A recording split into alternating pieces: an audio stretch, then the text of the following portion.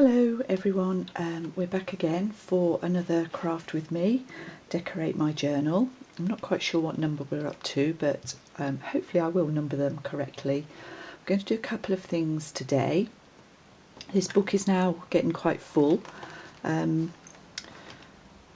just wanted to show you, when I was searching from some odd bits of this in my drawer, little drawer here, and I found a button with roses on, and this that I had obviously torn out at some point in the past. Now I've been thinking that this cover is going to need something here, and I think the book might end up being called Rowan rather than Rose, possibly. Anyway, I'm going to fiddle and have a play with that at some point, and we'll show you obviously how I finish the front, but today we're going to do a little bit more inside, and I'll show you a couple of bits that I've done in the meantime. So I've made some doily tuck spots on a couple of pages. This is the slightly smaller one, and to do it I've taken a small doily. This one is about 3.5 across, and I've die cut a scalloped circle out of some of the paper from the Tea Time collection, and I'm just going to fasten this to the top of the page, and I do that by folding it over. I usually use tacky glue for this. I want them to be tuck spots, although I might not put anything in them. I might leave that for whoever, or if this journal goes to somebody else. So the top one I will glue a little bit more securely. The bottom one, as you saw, I just put a strip across the top there, so that when that's dry that can be a tuck spot. And this one is going to have a bit more glue. Oh. I think we are actually at the end of that now, so let's go to the Fabri-Tac for speed. Wouldn't normally use Fabri-Tac for this, it's quite expensive and I prefer to keep it for when it's really necessary, but for the sake of this we'll do it. So that's one side, and then I'll just do exactly the same the other side. It's a shame, so we'll just go along the top.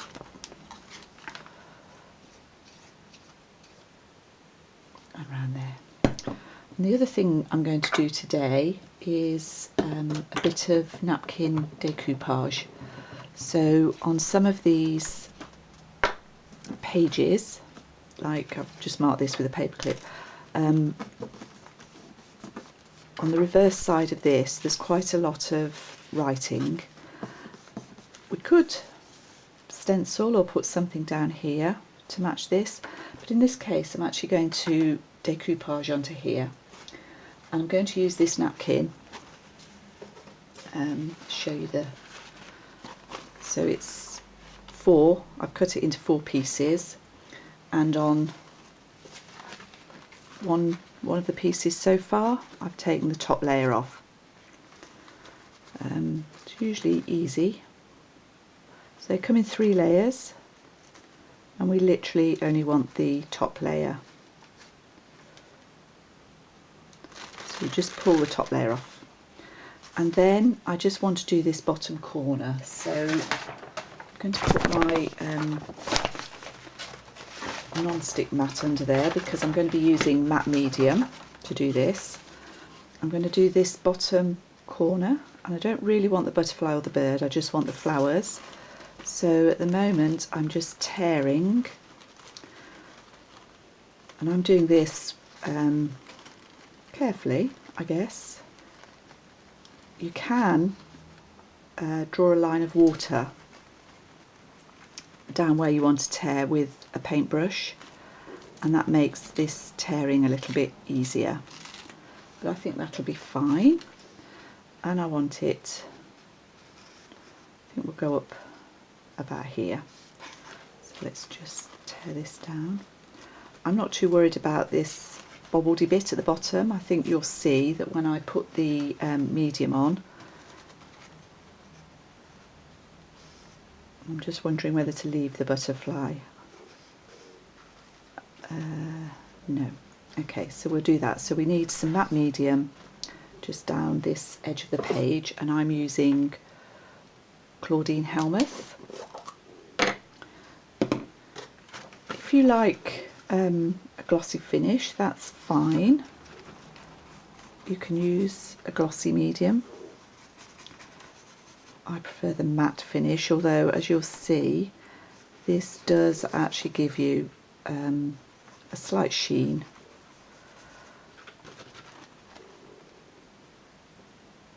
So I'm laying that on as carefully as I can, but you do have to be really gentle with this.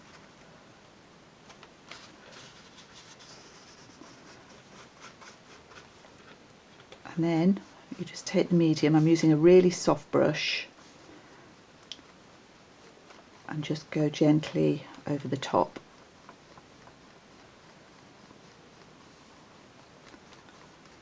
And you can see when you use a napkin with a white background how beautifully this will blend in. And you'll also see at the bottom here, I'm hoping I'm in focus, and how by putting the medium over the top it sort of flattens out those little bumps that are around the edge of the napkin. And to be honest, if there's the odd one left in, I don't mind.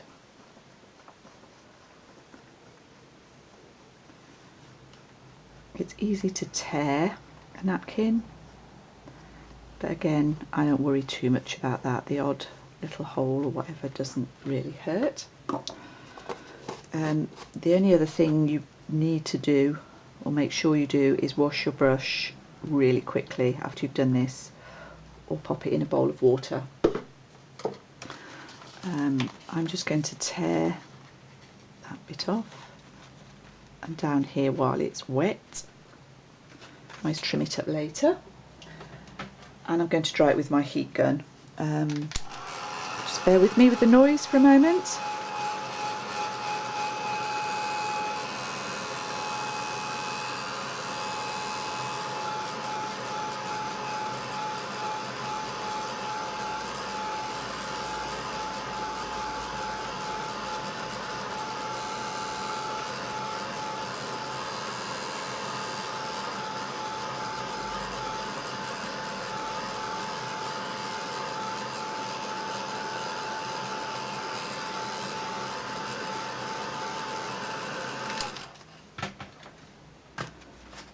That's dry enough to shut the book.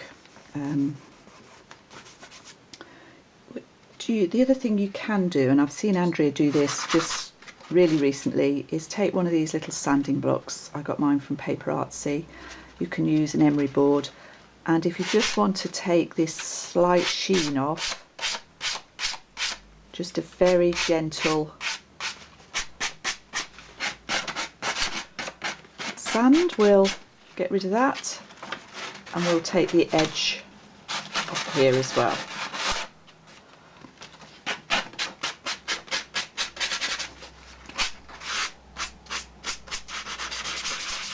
But I am doing, this is really, really light.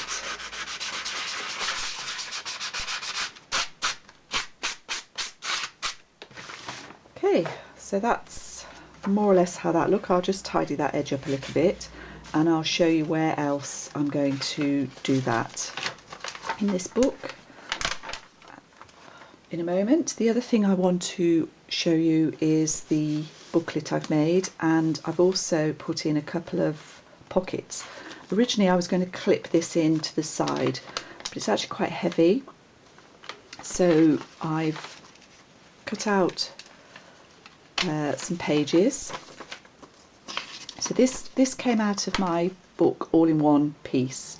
I cut the cotton that was binding it into the book and took it out in one piece, but it was quite weak along here. So I put a little bead of glue along this edge, stuck down some of my silk that I've flattened out, I want it to be free so that this can be read if anybody wants to read this. So what I did then was stitch down either side of the spine there. I still felt it was a bit weak, so I've put some washi tape inside, and then I've measured here. So I've measured 6.5 by 5 and cut out 2 pieces of paper, 6.5 by 5, folded them in half. This is sprayed with inks, and this obviously is coffee dyed or tea dyed, and what I'm going to do is stitch this in, and I will show you how I stitch it in the next video, and that's going to sit in there. This is going to have some decoupage on it on this side this time. Trying to show you the bits that's our envelope that we finished. I'm not going to do any decoupage on this one because it's got the illustrations on it. This was the other dog rose that I got out of another book, and although that's not so vintage, I am going to do exactly the same, make it into a little booklet. And I've done another pocket here. Now these pockets I've finished by just, before I've glued it in, I've done a line of straight stitching round. I've done the lace edge trim to match this, and I've used the same paper, and then that will sit in there. We're going to decoupage the back of that. I'm going to stick this doily tuck down, and you can see I've used a bigger book doily this time. That's 4¼ inches, and this is going to have a little bit of decoupage on it. And the other thing I've done is finish off another journal card exactly the same size as the one I did for the other side of the bag. I've used the Song of the Wild Rose Fairy from the Flower Fairies book. I've done the tab in the same way, except that I've stapled this time. And then because I got some ink on here, I've made a little fabric pocket out of the cover fabric. So that's another little tuck spot there.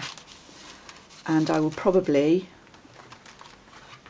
do a pocket here using that fabric as well. I think I showed you that. Yes, I did. So there we are. Our book's nearly done. So I'm going to get those last bits ready, get the things I'm going to do for the front ready. I will be setting eyelets here and finding some ribbon. So I'll see you all in what I think will be the final video.